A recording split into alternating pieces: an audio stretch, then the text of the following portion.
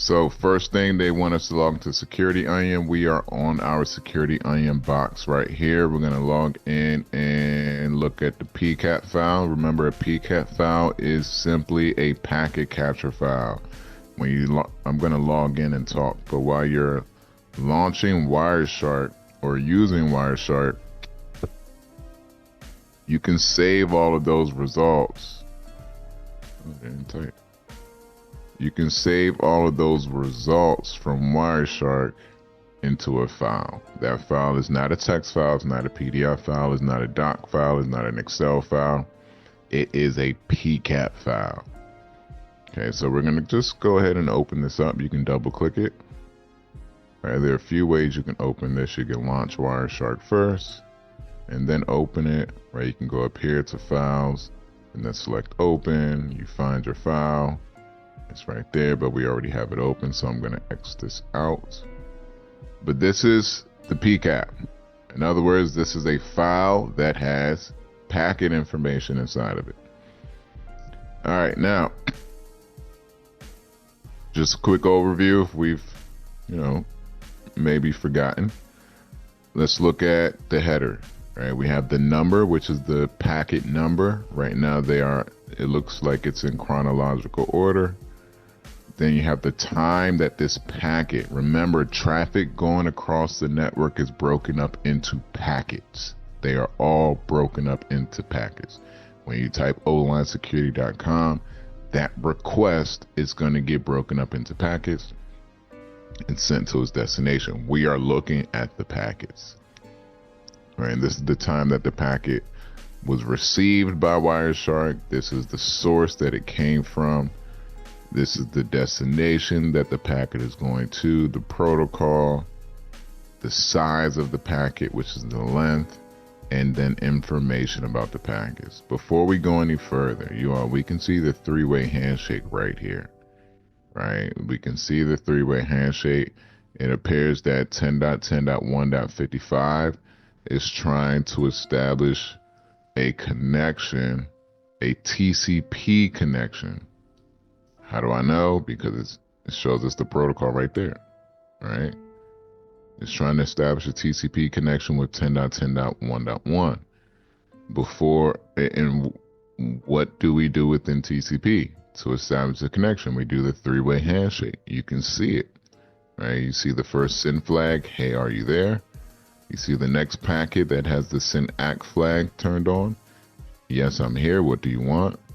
And then you see the last packet that has the ACK flag turned on, where they are acknowledging that they have received the SYN ACK. So they're going to start sending data. And then afterwards, you can see they established this SSH connection. All right, let's get back into the lab. So open the PCAP and Wireshark in the packet list pane, review the packet or the PCAP to analyze the network traffic, list any external IP addresses you find. So most of the time when you see an IP address that starts with the 10 dot whatever, 10.10.1.55, if it starts with the 10 or if it starts with the 192, it's safe to assume that this is going to be a private IP address.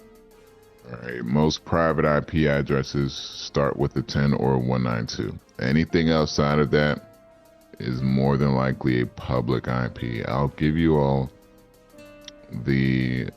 a table that identifies private and public IPs. It's not a long table, it's pretty short. Right, but it's essentially what I just mentioned. Anything that doesn't start with a 10 or a 192 is an external IP. Right, I see some of you have already found it. Good job, good job, good job. Chat is blinging. All right, so I'm going to just go down. We can do this we can do this fast. You can do this slow. Right, you can scroll through and see if anything pops up at you, and it's something already popped up at me. Or you can just do it packet by packet, right? I'm just going to click the first packet and we're just going to go down until we see a source IP that looks like an external IP address. Yep, I see somebody else found it. Good job. I'm just gonna keep going down, and boom. We have this 75.30.5.55. That is an external IP, but we may have interacted with it earlier because over here, I could see it as a destination. Maybe this was the first time. But before I go any further, this is a push flag. Push means when you see this flag turned on, that means you're sending data. So I'm gonna go up a bit to make sure. Okay, yeah, you were right. Good job. That was the first time we communicated with that IP on packet 28, right? To 75.30.5.55. We're sending some type of data over there, right? This push flag is letting me know that data is being sent. All right, so list any external IP 75.30.5.55.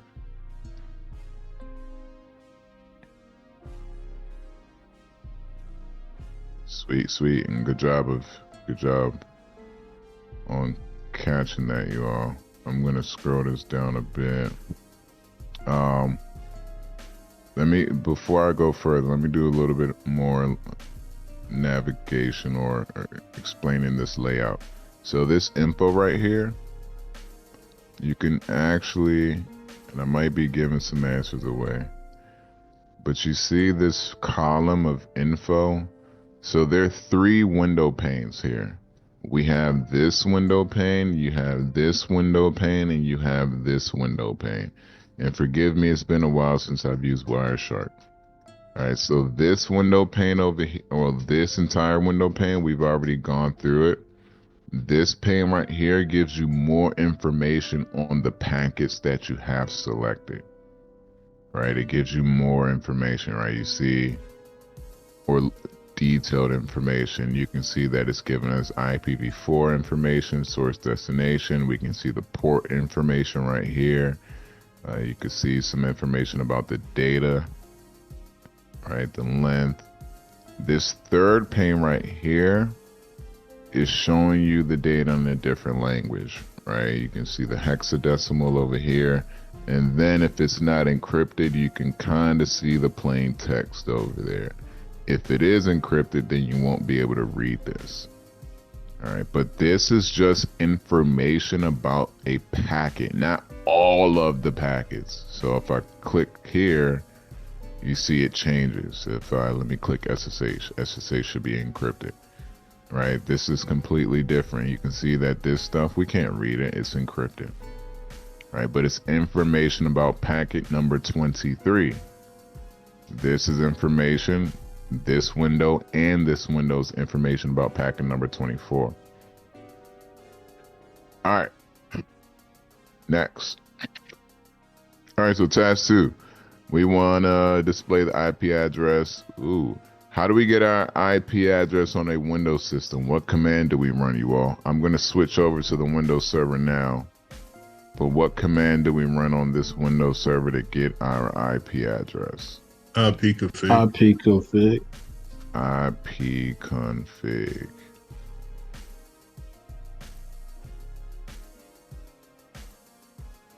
Gonna open up the command prompt if I can spell it right. There we go. Why not ifconfig? Because that's for Linux. That is for Linux. All right, so here's the IP address of our Windows box 10.10.1.5. Before we go any further, I'm gonna switch back over to our Security Onion. Security Onion is a security tool, a security operating system. I'm gonna come back over here. I forgot the IP address already. Hold on. Write it down. 10.10.1.5. I just want to see if this IP was in our packet capture before I go any further. That's my brain just wants to see that really quick. Is that it? 10.10.1.5. Yeah. Okay. And that's the guy. It's the same. So it's the Windows machine that's communicating with this external IP. Okay. All right. Cool. All right, let's keep moving. So I'm going to go back to the Windows machine. I just had to see that really quick. So the instruction was to list out the IP address. We did that. The IP address was 10.10.1.5 for our Windows machine. Let's check the work. Now it wants us to display active connections. What command do we use to display our active connections?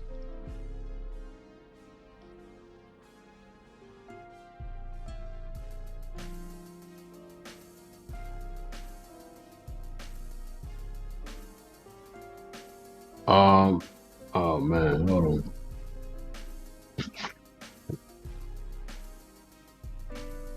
Take your time.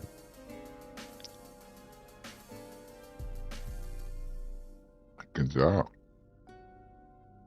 Is it Somebody- ping? Ping is what we're going to use to test connectivity.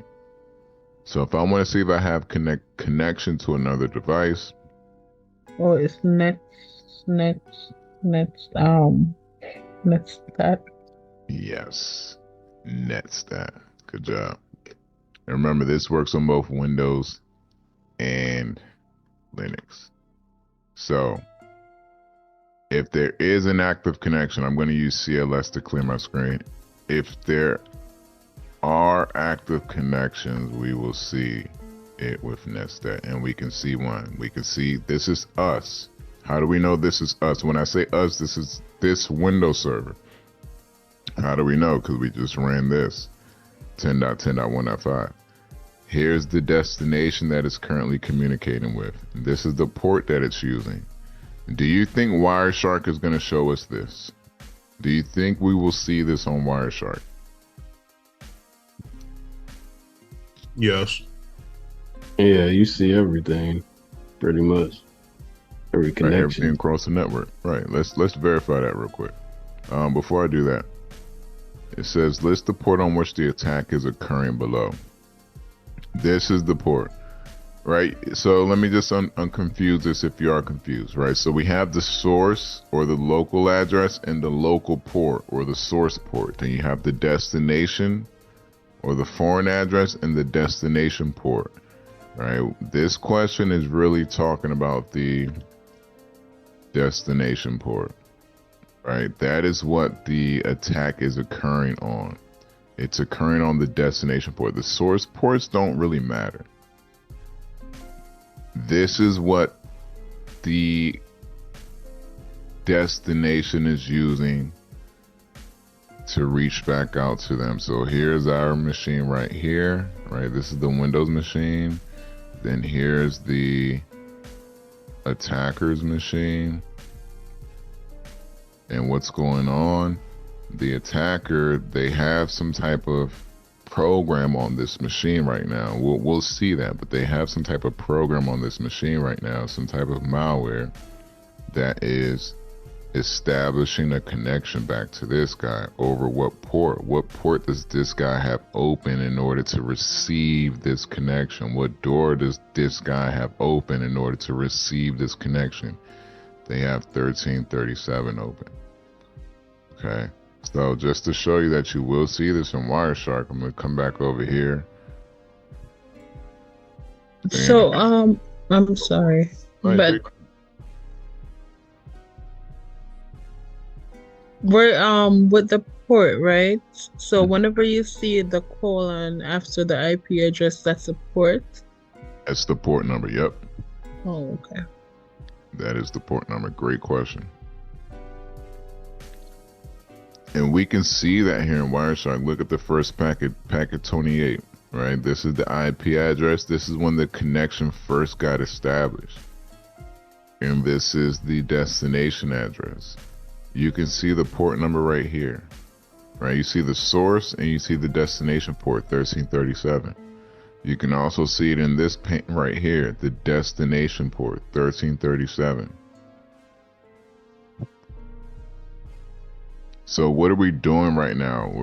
Outside of the instructions, we're corroborating our findings. We didn't just say, hey, netstat shows us this connection is running on port 1337. We didn't just stop there. We went back to corroborate it with other evidence, and that other evidence is Wireshark, right? Wireshark is also showing us the same thing. You know, if you had access to a SIM tool, you would go into the SIM tool, such as Splunk, to see if that's also showing you the same thing.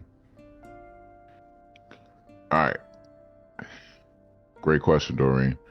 So now we have to list the anomalous user account, right? Anomalous just being malicious user account.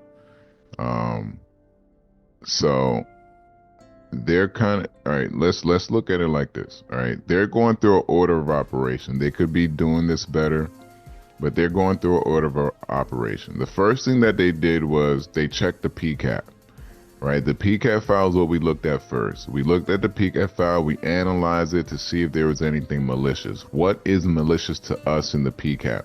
Well, something that has a foreign IP address. Not all the time, but in this PCAP that we were looking at, this 75.30.5.55, it popped out as malicious, right? Let me just go back to it. This popped out as malicious. Take your time to go through this entire PCAP file. Go through everything, all right? And see if anything else pops out as malicious. Don't worry, this is not malicious. This retransmission is okay. It's nothing malicious about a retransmission. At least not this one, okay? So don't let it being black and red freak you out.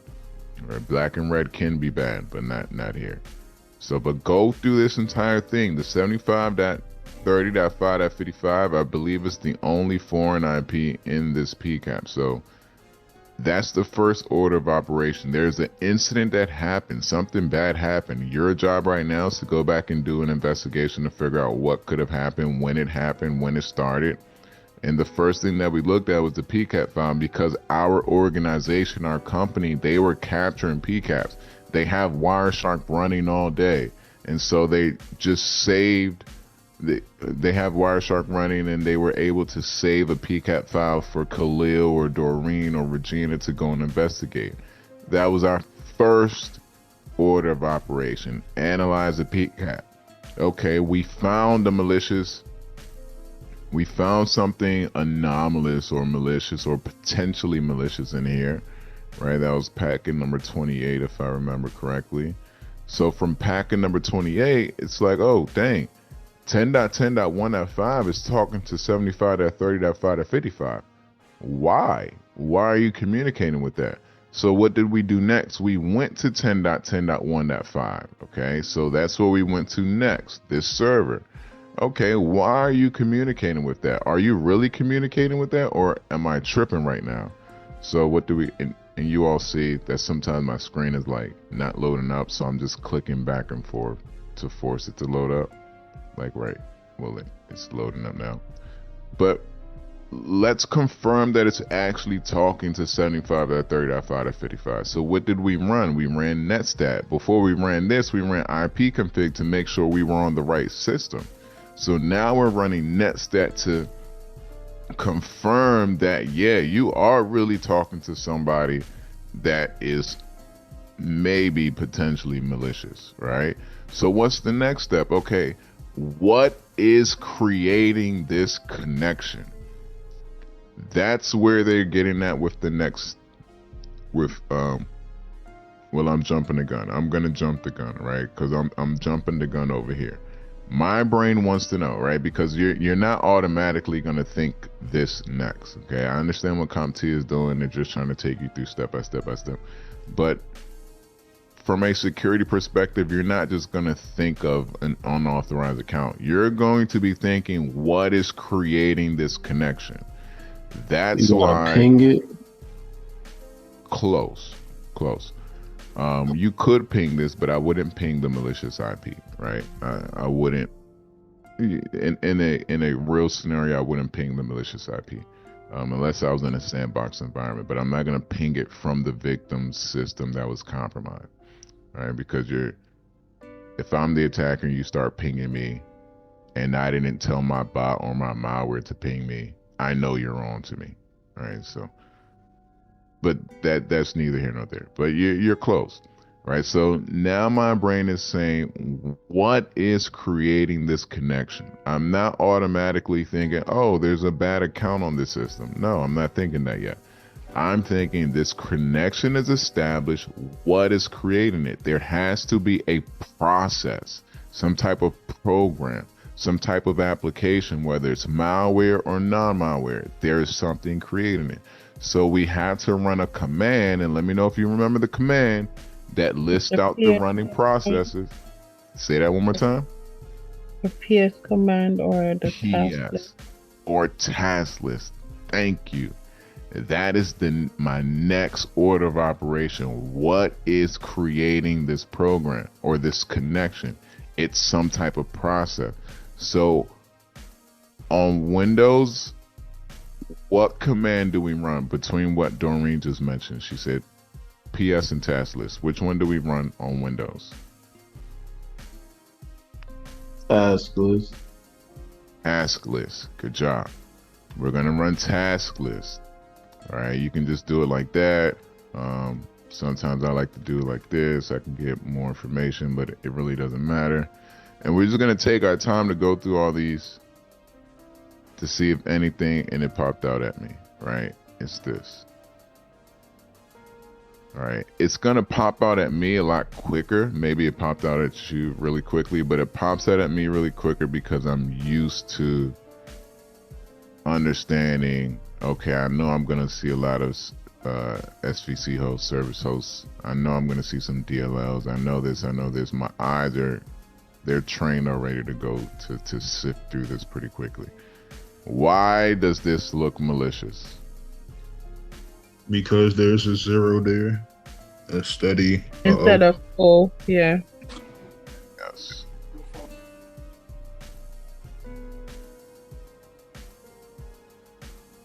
WinTools.exe. Let's see if they have spell check on. They should have a script in the back. Yeah, let's see. Let's do this. Come on, CompTIA. Second on, let me stop. Let's take off the exe. There we go. Come on, CompTIA. You should have gave me a pass on the .exe. Right? Gave it exactly how you have it here. But anyway, just playing. So that is the malicious program, WinTools, right? WinTools.exe. Why is there? Remember the .exe. That's the type of file it is, you all. It can be .word, .doc, .text, .pdf, .pcap, .xls or Excel. This is a .exe. That means it's an executable. That means it's an application. All right.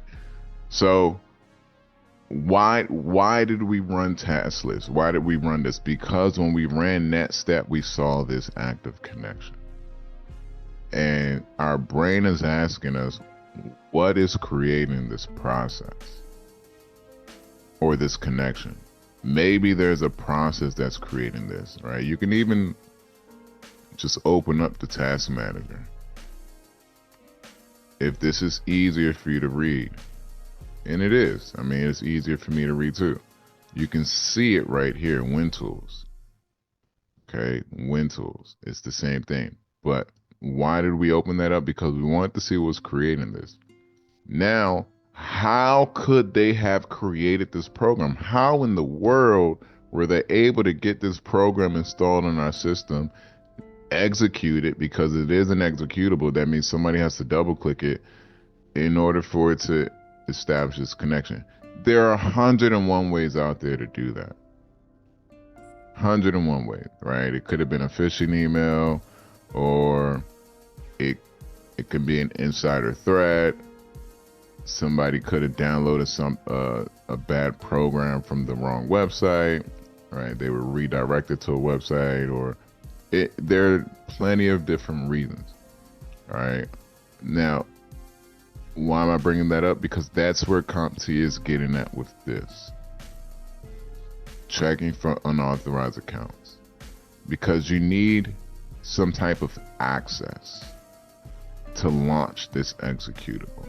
So maybe there's an unauthorized account, right? Maybe, maybe not. Really, if somebody has an unauthorized account, that means they're trying to maintain their access, right? Which is probably why this is still running, because they're maintaining their access. They're maintaining this connection with another account that's on this system. Now,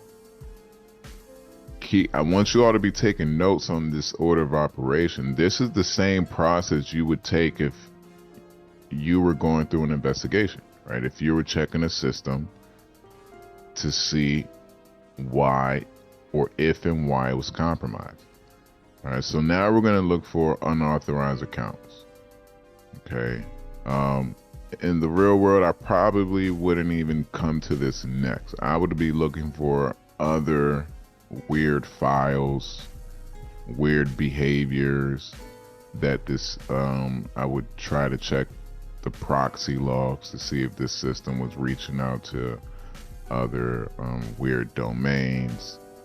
But this is okay, right? Since we're on the local system, we're going to look at the other users. You can do net users. Let me clear my screen. Net users will show you your users on a Windows operating system. Okay, this is how you list out the users on a Windows operating system. Tell me which one you think is malicious or anomalous. The guess one. To look again.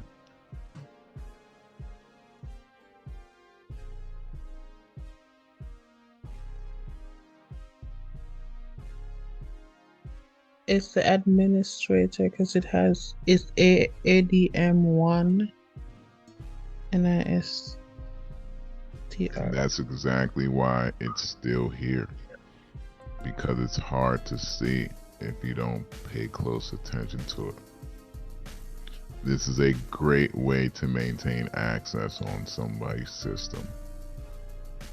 Guest account is a normal account. It should be disabled. It might be disabled. Can't really tell from just using this simple command. We would have to add extra options to it. But that's not a malicious account. This is not malicious. This is not malicious. This may or may not be malicious. I don't really see people use admin on Windows. It's usually uppercase as administrator, but it's not malicious for now. But in the real world, I would look into that. This is obviously malicious, right? Because of that one. Good job, Jeremiah. Good job, Doreen. Whoops, let me get this one right.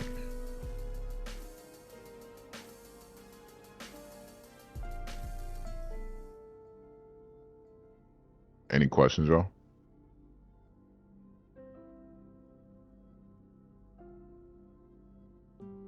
Can you say all the steps again so I can get that down? Nah, man, you should have already taken it down. Second one. So the first step. Now this is the order of operations for that I think I would normally take in a situation like this. All right, now the PCAP file was provided to us. The PCAP file is something that your networking team would give you. Or the security team may already have access to it. They could log into the packet capture tool, whatever it is. Or they may already have access to those files. So that's where we started. So we analyzed the PCAP. That's step one. We're analyzing the PCAP for what? For anything malicious. Anything that stands out. Right? And what stood out to us was the foreign IP address. After that, we pivoted over to the Windows machine. Why? Because this Windows machine's IP address was in the PCAP, establishing a connection to that foreign address. Okay, so the step one was analyzing the PCAP. Step two, corroborating the evidence we found in the PCAP. That's where we ran the netstat command. Netstat, we corroborated the evidence because we saw the active connection that was in the PCAP. Step 3, what's creating this connection? That's when we ran the task list command. It would be PS on Windows. We identify what was creating this connection.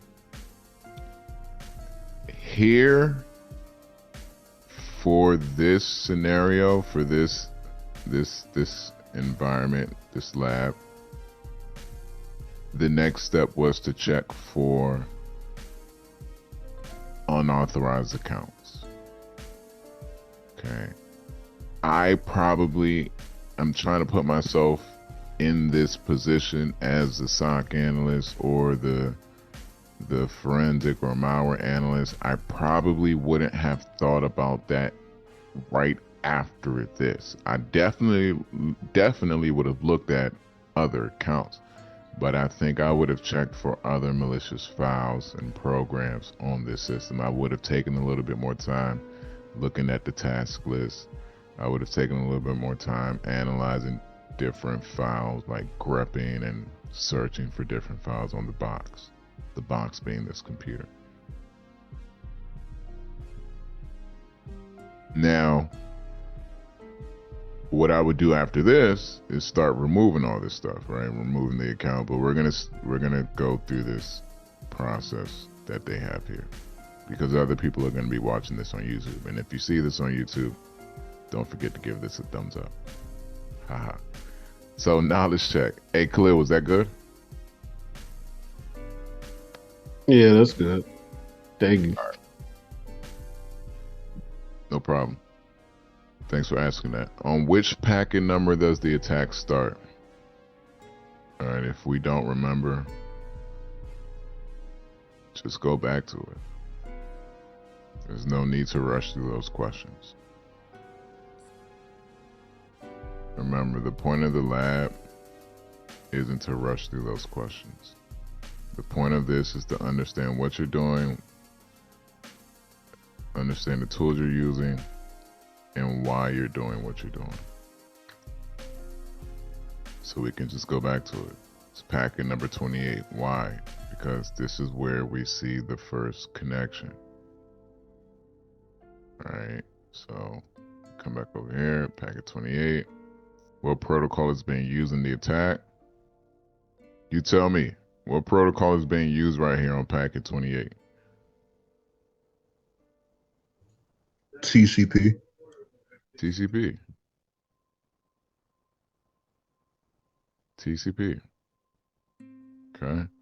You remember when we were talking about it was that one PBQ we were doing in class and they were establishing a remote connection? I told you they don't need SSH to establish that remote connection. They're not. This is a great example. We're not using SSH to establish this remote connection. So if you were to disable SSH Telnet RDP, they could still do this attack right here.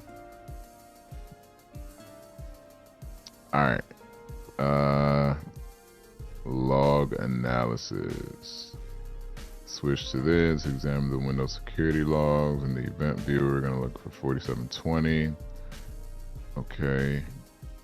All right. So we're going to look at some more logs, right? Because I'm trying to keep it in a story for you in your notes. So why are we going over here to event viewer? First of all, what the heck is event viewer? Event viewer is what the Windows operating system uses to collect all of the logs. All of the logs that are pertaining to this Windows 2019 server, we can find them within the event viewer. But why are we coming here? Because of this finding. We found this, right? We found this account. Doreen pointed out, hey, this is a malicious account because of this number. She's right. All right, so when was this created? Who created this account? You can find that in the event viewer. Event viewer has a bunch of different event IDs. 4720 is the ID for an account that was newly created. Okay, if you see this, that means somebody created a new account. So I'm going to put this down. So here's what the event viewer looks like. We've seen this before. We're really coming over here to Windows logs. There are a bunch of different, well, not a bunch, but you can see other different tabs there, but we're going to look at Windows logs. You have application logs, you have security logs, setup logs, system logs, logs that are coming from other devices or locations. We want to look at the security logs. I think so. Yeah, security logs. And over here, you could just try to sift through all of these. You can see 4624, that means somebody logged on. But we're not going to do that. It would take all day for me to get through all of these one by one. We could use this find feature right here. So I want you to use this and just type in the event code 4720.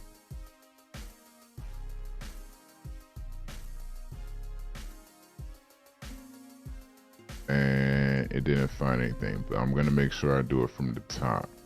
Start it from the top because I believe it's going down. So we'll just hit this and nothing. We got 5061. That's not what we're looking for. I'm gonna hit it again. Nothing. All right, cool. So maybe there's nothing in here for 4720, but we know there has to be a 4720 because somebody created that account.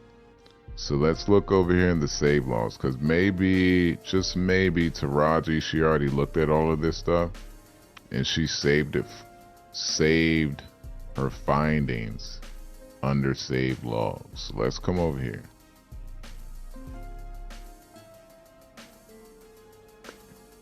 And we'll do the same. We'll do the same find 4720. And boom, we got it. It's right there. So I'm going to close this. I can see 4720 right here. And just like Wireshark, there are different window panes. You have this window pane with all of the events. And then when you click on an event, when you select an event, you get more information about it here. So 4720, somebody created this admin account. A user account was created. All right, I don't care about that one. Is there another 4720 in here?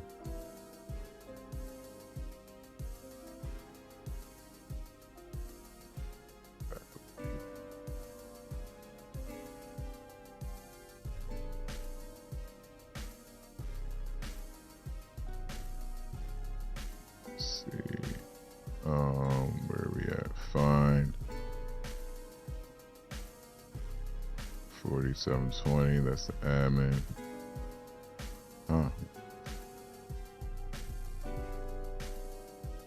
Let's look at this log real quick. Oh, no, this is it. Oh, I looked at that wrong. Okay. Yeah, it's been a while. All right, so this is the one. So this is the, so 4720, a user account was created. This is the person that created the account. This admin user created the account, right? And the account that was created was this account. The administrator with the number 1. Yeah, and they didn't set any special values on it. The account never expires. It doesn't even look like they set a password for it. Yeah, they just created that. Okay. If you click details, you'll see the same information. It's just broken out differently for you. You can see what was created, which was this guy. And you can see who created that account. So an administrator created that account. So it looks like it might have been an insider threat. The admin created this account. Unless someone hacked into Chris's account, his admin account, and created this, or Chris using his admin account created this. Somebody used the admin account to create this malicious account. All right, so if no, document your findings. Okay, we'll go over here. Switch to security onions, comparing your results, examine the see. Okay, this is my favorite part about Wireshark. Any questions before we get to that?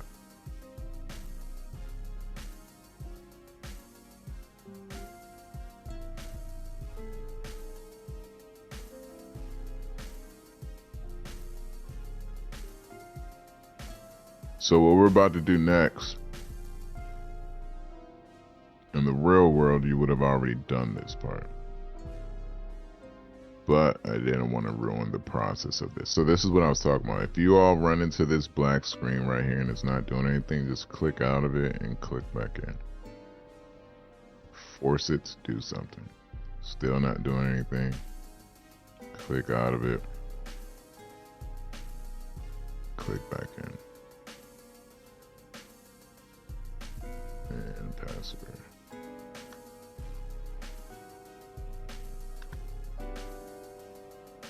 All right.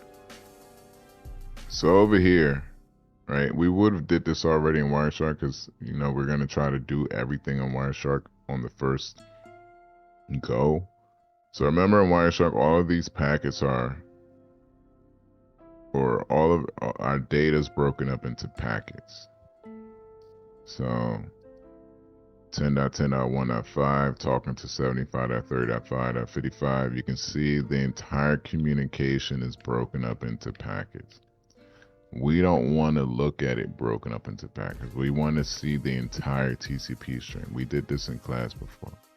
In order to see the entire TCP stream, in other words, in order to see the packets put together as one, because if you look down here, you can see we're not getting the entire picture. If I click this one, it's bits and pieces. If I click this one, it's bits and pieces. If I click this one, it's bits and pieces. We want to see everything together. So what we can do is right click on any of those packets. It has to be the one with our foreign IP address. All right, so just right click on packet 28, come down to follow and select TCP stream. And now you will see all of the packets put back together.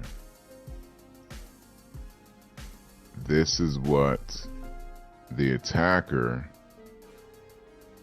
was sending. They were exfiltrating data over that active connection that was using the WinTools process. They were sending or exfiltrating this data. This is PII, personal identifiable information. They were sending this data through that active connection we saw in NetStat that we can see in Wireshark using that malicious program called WinTools. Okay. It says list the security onions VM's primary IP address. How do we get our IP address for a Linux system? I forgot. How do we do that? IF config through the terminal. Through the terminal. So I'm just going to right click on the desktop and select open in terminal. And I'm going to do exactly what Jeremiah said. And they have a bunch of Ethernets or interfaces, whatever you want to call it. So don't try to guess. They tell you which one to use. ENS32. So let's scroll up.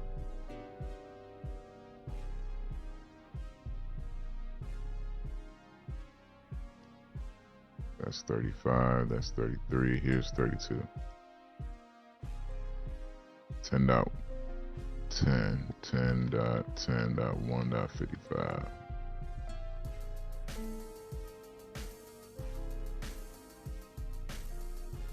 Okay. So, let's see what they want us to do next. What type of encryption is being used on the compromised data? You all tell me. What type of encryption is being used on this data that we're reading? None. None. RSA is asymmetric encryption that uses two keys. Remember, that uses the public and the private key. Public key to encrypt, private key to decrypt. SFTP, it's another file transfer protocol that uses secure shell. And AES is a type of encryption. It's a symmetric block cipher.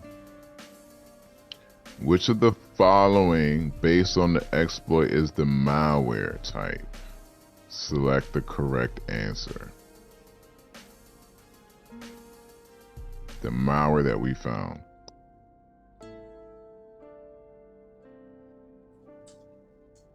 I would say a Trojan. Okay, why would you say Trojan? Because it was acting like it was something that was good, which was like an admin account, but it wasn't, because it was running what was that file? WinTool. The WinTool file in order to take data. So whole time it made it seem like it was something legitimate, but it wasn't. Okay. It could be a Trojan. It could also be, oh man, I'm pretty sure it's spyware. Somebody click spyware on their side. I'm pretty sure it's spyware though, right? Because of all this information that we collected, right? It was just eavesdropping on this data. I wish I could redo that. Right, but it was just eavesdropping on this data over here, collecting. You're not wrong, right?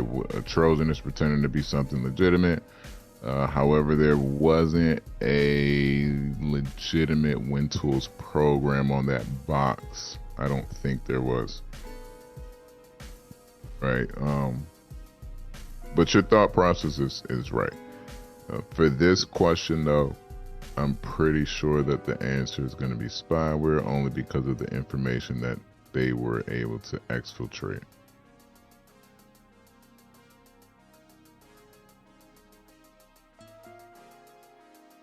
Okay, what do we got? Review your notes to determine the classification of the data sent.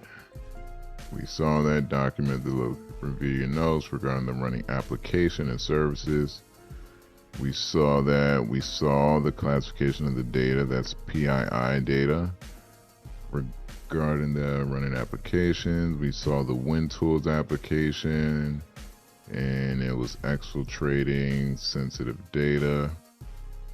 Document the location of the malicious process. Okay, let's go and find where that program is running. So let's go back over here. I'm gonna close that out. I don't need that, don't need that. I'm gonna open up Task Manager. I'm gonna do it with you. Just gonna select this start button. I'm gonna type Task Manager.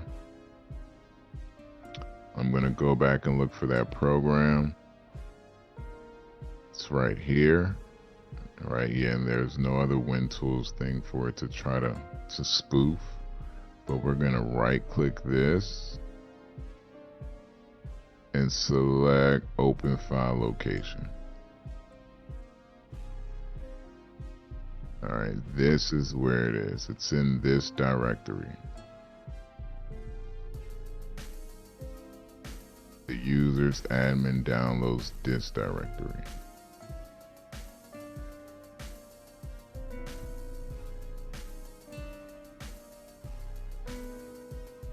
Oh, that's something else I was working on. So we gotta type in C users admin downloads dist. This is the folder that our program is inside of, our malicious program is inside of. All right, which of the following were compromised? Let's go back to it. Were customer names compromised? Yes. What about credit card numbers?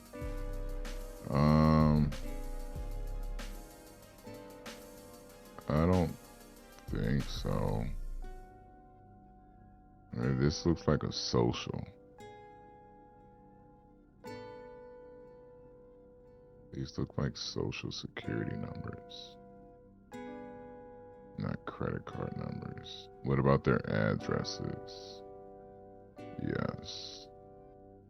But these don't look like credit card numbers to me. They look like... No! No! I wasn't done. Alright. But we got through the lab. We did get through it. Those did look like credit card numbers, not social. I mean, they look like social security numbers, not credit card numbers. Sucks that we couldn't complete it all the way because we still need to. Hold on. I'm going to see if I can bring it back up because we still need to.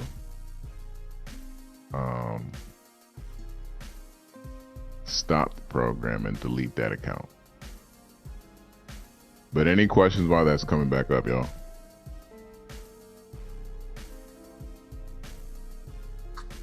And that was done through the C drive, right?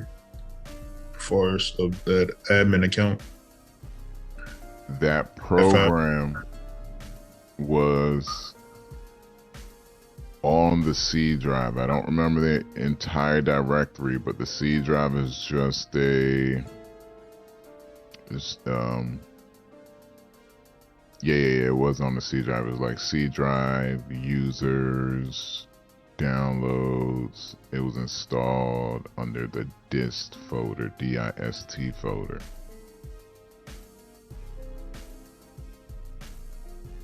And it was done by the admin account. Yes, it was created. Well, I'm assuming it was that administrator account, right? That fake administrator account, or maybe it was by the admin account. I don't, either or. I'm assuming that administrator account, the malicious one that we saw, was created to maintain their access. They had an account that they could use to log back in whenever they wanted to.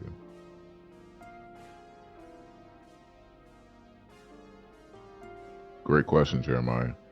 Any other questions, y'all? It was no credit cards. I don't think that was credit cards. It was social. That was social security number? Yeah. Okay. Yeah, it didn't look like credit card numbers. Credit card numbers are a little bit longer than that.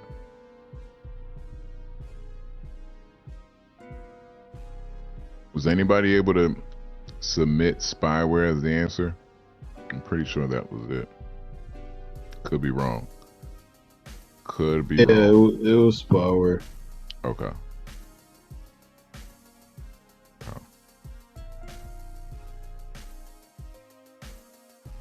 How you all like this lab? I think it's dope. Yeah.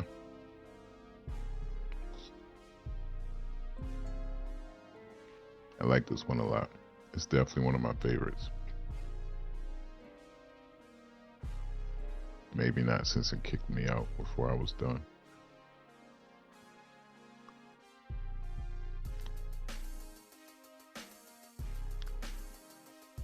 All right, bet.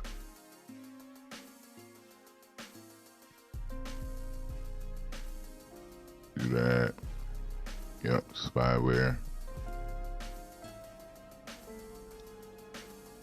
Customer name, social security number, boom. All right, what type of data was this? PII. Yeah, PII. Good job. PHI, that's protected health information. All right, that's HIPAA stuff. PCI, that's credit card stuff.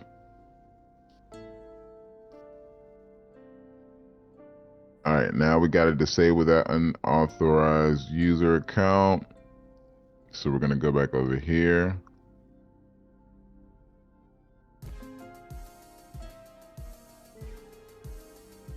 There are a few ways. I'm just going to do it this way. I'm just going to right click this. Go to change account settings. Here, I'll do it again. I'm gonna come over to the start button. I'm gonna right click on this user icon and select change account settings and go to other users. So other users right here. I can see this bad boy right here.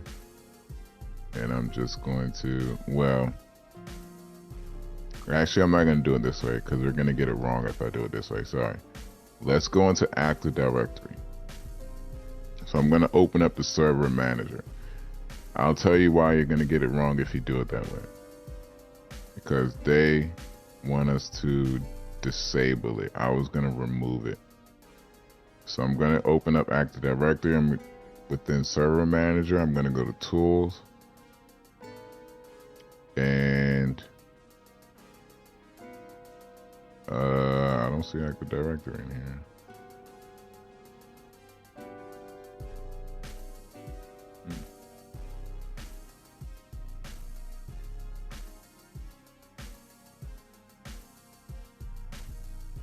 Interesting. I don't feel like installing it either. I don't see it either. I don't see it. Alright, so let's just use here, let's select this right here. Let's see what this guy says. Oh, computer manager. Yeah. Let's use computer manager.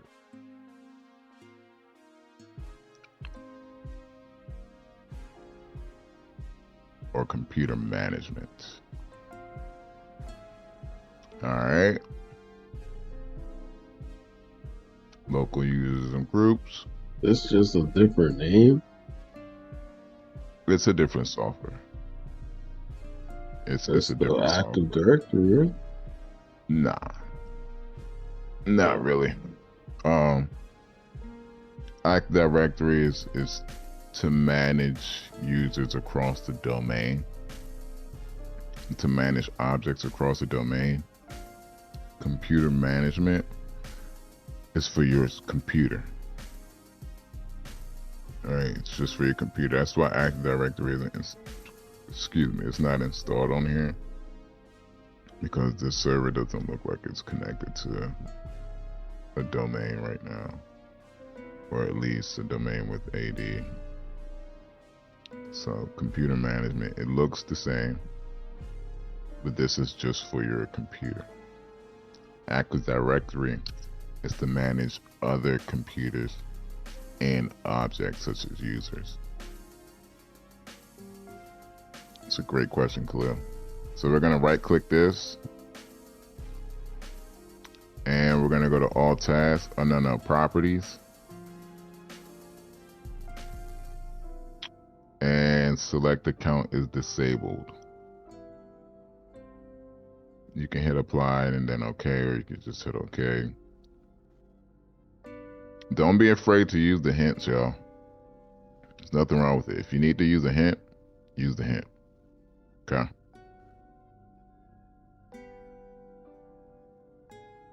So that's disabled now.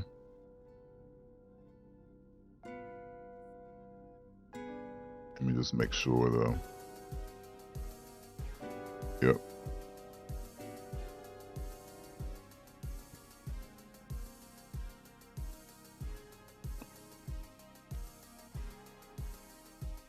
Got to disable the malicious account. Correct username. Oh, okay. All right. So we got it right. They just said you used the hint. All right. Disable and the malicious application. So that's what we're going to do now. We're implementing corrective controls right now, you all. So for this, let's go to Task Manager.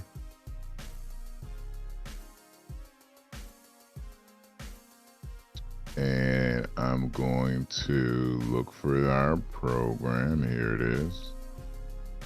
We're going to right click it and select End Task. Now that guy's gone.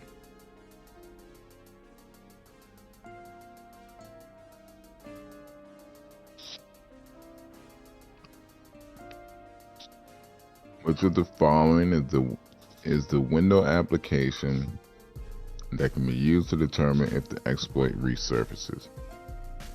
What over here are we going to use to see if the malware comes back?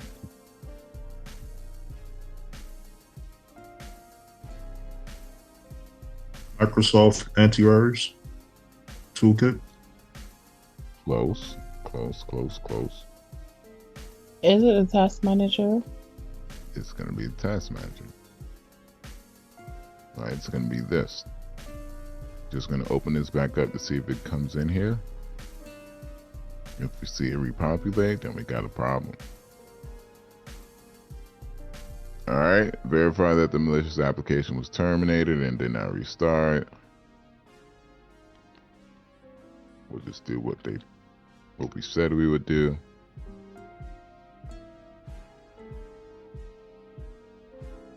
Do you see it? No, I don't see it. Verify the malicious packet transmission. Oh, so before I even do that, what's another way to verify that this program isn't running anymore? What did we run? There was a command we ran to see something before we checked. Task list. Close. There was a command we ran before task list. PS. That Yes, come on. That's that. Or That's next. that. Yeah. Let's see if that connection is still active. Boom. Why is this connection no longer active? Because we terminated the process that was using it. Verify the malicious packet transmission has been terminated by recapturing network traffic and reviewing the PCAP. Let's go do that.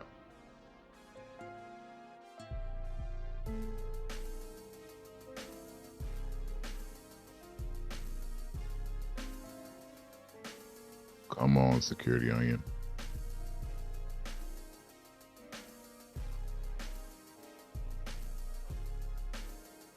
Maybe I just have to click into the screen.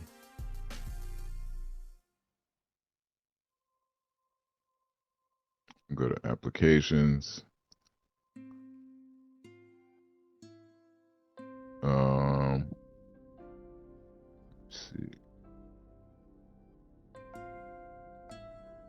Where's Wireshark at? So this is what I'm going to do.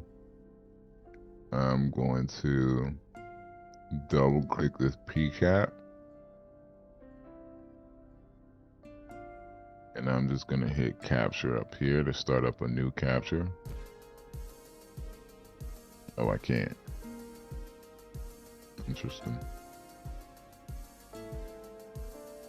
It's probably the lab won't let you. That's fine. We won't see any new traffic anyway.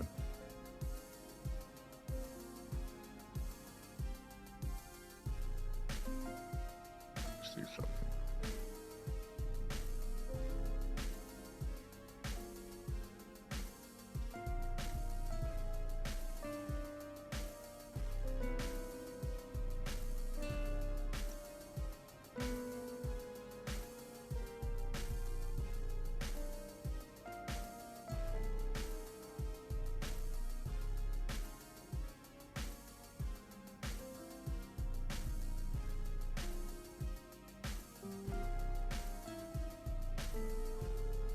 See Wireshark. There we go.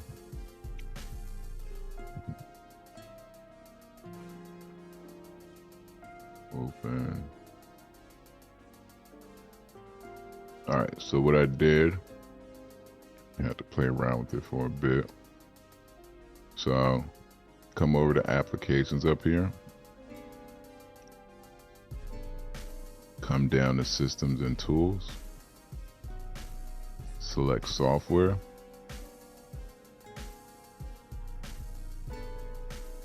Select this install tab. Here's Wireshark. Just double click that or click it. And then select open.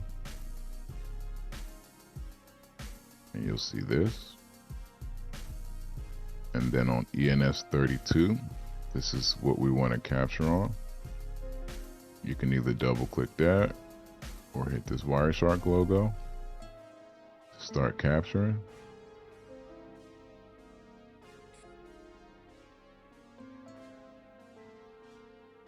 And I'm going to stop it, but you just want to go through this to see if you see any of the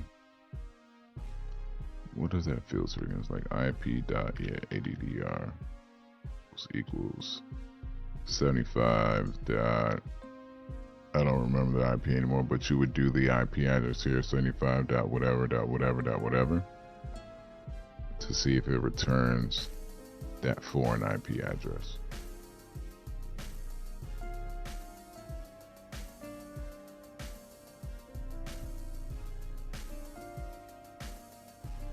Grab that right here.